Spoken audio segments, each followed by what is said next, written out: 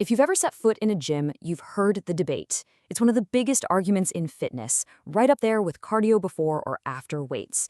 And the question is this: to build the most muscle, how often should you really be hitting each body part? And that brings us to the classic showdown, the old school bro split versus the modern full body workout. Which one is actually going to get you bigger and stronger? Well, today we're going to settle it by diving deep into a landmark study that was designed to find the answer once and for all. All right, so let's make sure we're all on the same page. On one side, you've got the bro split. You know this one. It's chest day Monday, back day Tuesday. You absolutely annihilate a muscle group with tons of sets, and then you don't touch it again for a whole week. Then you have the total body routine. Here, the idea is to train every major muscle in every workout, just with less work each time, hitting them 3 times a week. So, how in the world do you figure out which one is better? Well, you can't just rely on gym talk. You need a real, head-to-head scientific experiment. And that's exactly what we're looking at today. A killer study from a team led by Brad Schoenfeld, one of the top researchers in this field.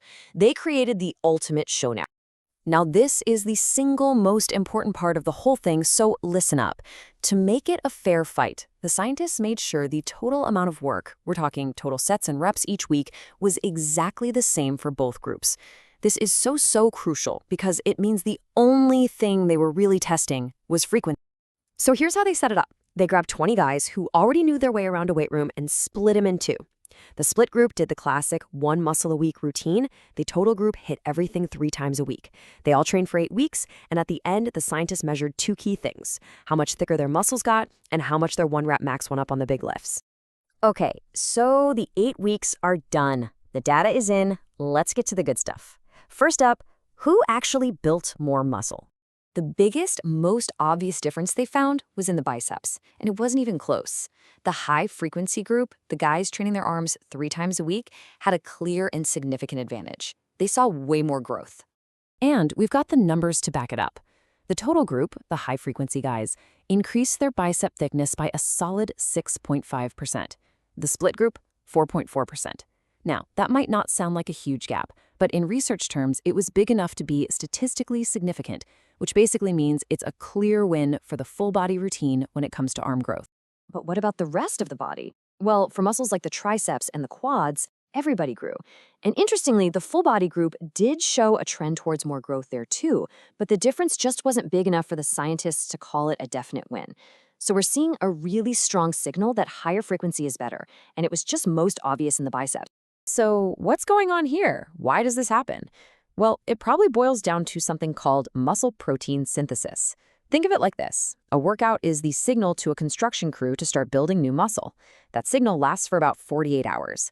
So if you only train a muscle once a week, that crew only gets the call to work for 2 days. But if you train it 3 times a week, you're basically yelling, "Start building," every other day, keeping that crew on the job all week long.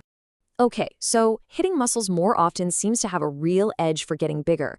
But let's be real, it's not just about looking strong, it's about being strong. So, which group actually got stronger?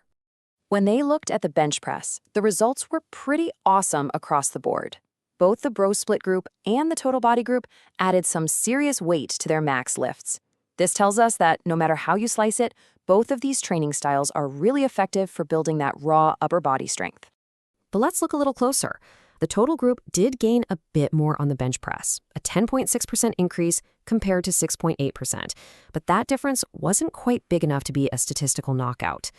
And for the squat, the strength gains were almost identical. So the takeaway for pure strength, both methods work, and they work really well. So we've looked at the science, we've broken down the numbers, but what does this all mean for you and for your next trip to the gym? Let's turn all this research into a practical playbook. You know, the study authors themselves summed it up perfectly. I'm just going to quote them directly. The findings suggest a potentially superior hypertrophic benefit to higher weekly resistance training frequencies. In plain English, for building muscle, hitting them more often seems to be the way to go. So let's just boil it all down. For muscle growth, the evidence says that training a muscle 3 times a week is probably better than just once, as long as your total weekly volume stays the same. For strength, both approaches are fantastic, maybe with a slight edge for higher frequency.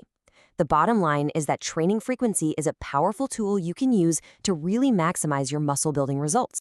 Of course, we gotta be real here and read the fine print. This study only lasted 8 weeks, and it was a small group of young, fit guys. Plus, since a lot of them were probably used to bro splits, just the novelty of doing a full body routine might have given them a little extra boost. So we need to keep in mind that these results might not apply to absolutely everyone. And all of this science really leads us to one final, very personal question. Based on this pretty clear evidence that training your muscles more often can lead to more growth, is it maybe time for you to take a hard look at your weekly routine?